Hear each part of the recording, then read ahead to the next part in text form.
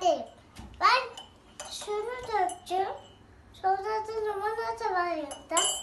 Limonatayı döküyoruz.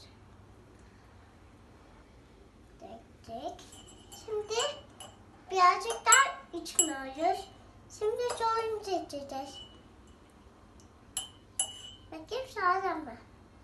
Sağlam var ya çocuklar.